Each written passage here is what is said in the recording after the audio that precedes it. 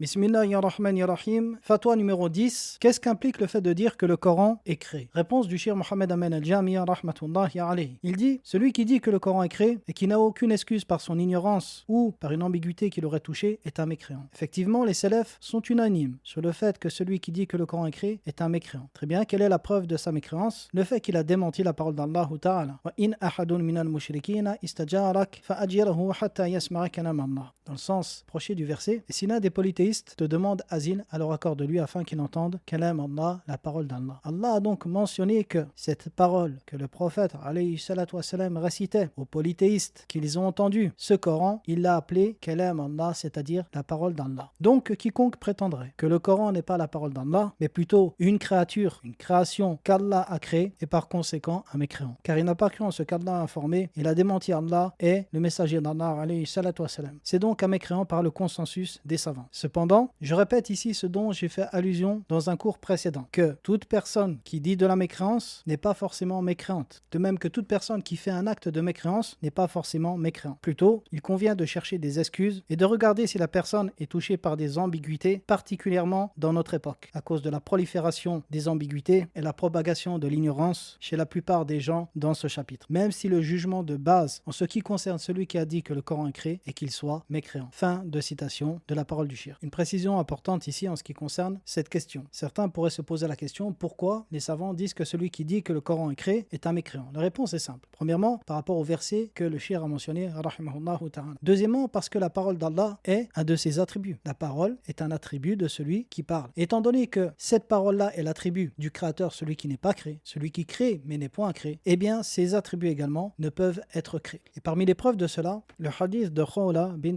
Hakim, dans lequel le prophète alayhi salatu wassalam a dit, celui qui s'arrête dans un endroit pour y demeurer puis dit A'udhu bi kalimatillahi tammat min sharri ma khalaq lam yadurruhu shay'un hatta yartahila min manzilihi, hadith rapporté par l'imam Muslim et d'autres. Dans ce hadith, le prophète alayhi salatu wassalam a dit que lorsqu'une personne s'arrête dans un endroit, qu'elle recherche protection auprès des paroles d'Allah parfaites. Et les savants disent que si les paroles d'Allah étaient créées, le fait de rechercher protection auprès des paroles d'Allah alors que ce serait une créature rentrerait dans le shirk, dans le polythéisme, car il n'est permis de rechercher protection à l'istira'adha. L'istira'adha, la demande de refuge, de protection, n'est permise qu'auprès d'Allah seul. L'imam al-Bukhari a dit en commentant ce hadith, il y a dans cela une preuve que la parole d'Allah n'est pas créée et que toute parole en dehors de la sienne est créée. En résumé, c'est un sujet dans lequel se sont égarés beaucoup de musulmans. Parmi eux, Al-Ash'arira, bien qu'ils disent que le Coran est la parole d'Allah, seulement ils ont falsifié, ils ont détourné le sens de la parole. Également, parmi ceux qui se sont égarés dans ce chapitre, Al-Jahmiya et Al-Mu'tazila. Et le credo des gens de la Sunna est d'affirmer ce qu'Allah a affirmé dans son livre, le fait que le Coran est la parole d'Allah. Et de même que le créateur n'est pas créé, eh bien ses attributs également ne peuvent être créés. Wallahu a'lam wa sallallahu ala nabiyyina Muhammadin wa ala alihi wa sahbihi wa sallam.